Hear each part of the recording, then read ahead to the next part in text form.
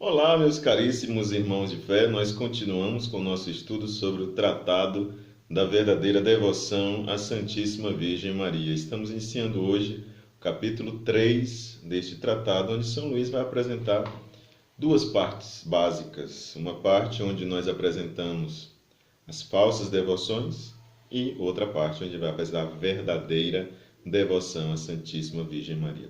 Diante das duas possibilidades, São Luís tem aqui um parágrafo que resume esta dimensão das falsas devoções, ou uma contraposição entre uma e outra, né? Ele diz assim, parágrafo 91. É importantíssimo conhecer, em primeiro lugar, as falsas devoções à Santíssima Virgem para evitá-las e a verdadeira para abraçá-la. A verdadeira virá em seguida. Em segundo lugar, entre tantas práticas diferentes da verdadeira devoção à Santíssima Virgem, aquela que ele vai ensinar é a mais perfeita dentre todas, a mais agradável à Virgem Maria, a mais gloriosa diante de Deus e a que mais nos santifica de forma pessoal. Isto que está aqui no parágrafo 91 é a qualidade da devoção que São Luís nos quer ensinar. E aí, para introduzir as falsas devoções, São Luís escreveu aqui o parágrafo 92. Ele diz o seguinte: identifico 7 tipos de falsos devotos e falsas devoções à Virgem Santa, a saber, os devotos críticos, os devotos escrupulosos, os devotos exteriores, os devotos presunçosos, os devotos inconstantes, os devotos hipócritas e os devotos interesseiros. De certo modo, aquilo que o Papa tem dito aí esses dias, mais especificamente no dia 2 de janeiro, que foi a primeira audiência pública deste ano, lá na Sala Paulo VI, ele comentando o texto bíblico das bem-aventuranças, ele disse que aqueles que são católicos, eles precisam fundamentar as suas orações, a sinceridade do seu coração e atrair para si testemunhas qualificadas, e no caso, a maior testemunha das nossas devoções deveria ser a nossa consciência e não as pessoas. Aqueles que rezam para aparecer para as outras pessoas estão equivocados. Então, São Luís vai apresentando essas falsas devoções, esses falsos devotos, e colocando aqui em 7 grupos, né? É bem verdade que alguns migram de um grupo para outro, alguns podem ser encaixados em mais grupos, né? E o primeiro grupo é o grupo dos devotos críticos. São aqueles devotos que basicamente são sábios, orgulhosos, né? Espíritos fortes e autossuficientes, aquelas pessoas que acham que não precisam umas das outras, que têm no fundo alguma devoção à Santíssima Virgem Maria. São Luís não está dizendo que não seja uma devoção, né? No fundo, algum tipo de devoção eles têm, mas não é nem de perto a mais coerente, né? Eles, apesar de se dizerem devotos de Nossa Senhora, criticam as práticas de Nossa Senhora, né? Reconhecem, valorizam o papel de Nossa Senhora no cristianismo, mas não suportam ver uma pessoa rezando um terço, não suportam ver uma pessoa rezando uma novena e assim por diante. Então, este tipo de devoção, segundo São Luís, não vale de nada. Depois nós temos os devotos escrupulosos. Quais são estes? Segundo São Luís, os devotos escrupulosos são pessoas que têm receio, têm medo de desonrar o filho ao homenagear a mãe, de rebaixar o filho ao elevar a mãe.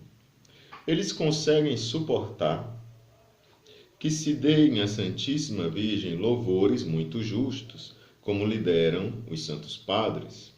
Eles não suportam, senão com dificuldade, que haja mais gente de joelhos diante de um altar da Santa Virgem do que diante do Santíssimo Sacramento, como se um fosse contrário ao outro, como se aqueles que rezam à Santa Virgem não rezassem a Jesus Cristo. Então é aquele devoto de Nossa Senhora que é devoto de Nossa Senhora, mas com ressalvas, né?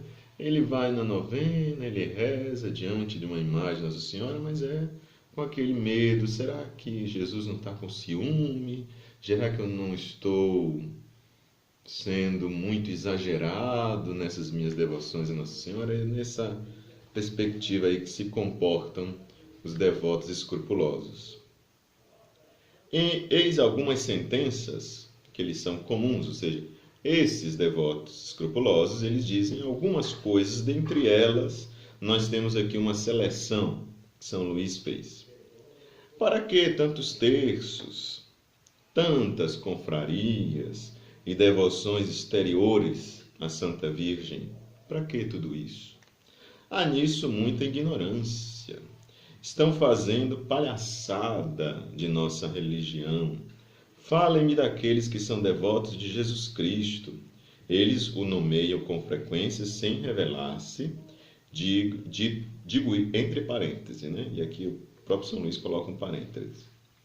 Deve-se reconhecer a Jesus Cristo, Ele é o nosso único mediador. Deve-se anunciar Jesus Cristo, pois Ele sim tem substância, tem essência, né? Discurso, né? Dos devotos escrupulosos. E aí, para São Luís, eis um fato que ele vai nos dizer. O que essas pessoas dizem é verdadeiro, em certo sentido.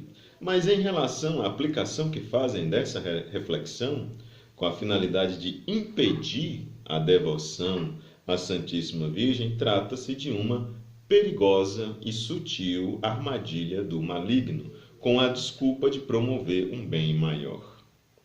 Pois jamais se honra mais Jesus Cristo do que quando se honra a Santíssima Virgem. Este é um fato que São Luís repete inúmeras vezes com outras palavras e agora ele coloca com estas aqui.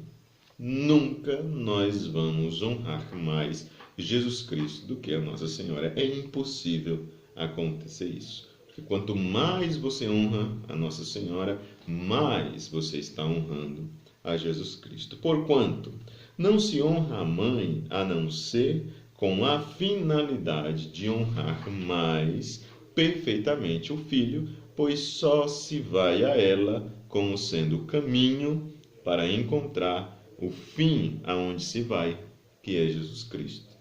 Então, não há possibilidade de você honrar mais Jesus Cristo, ou melhor, honrar mais Nossa Senhora e deixar Jesus Cristo de lado. Quem faz isso de forma correta.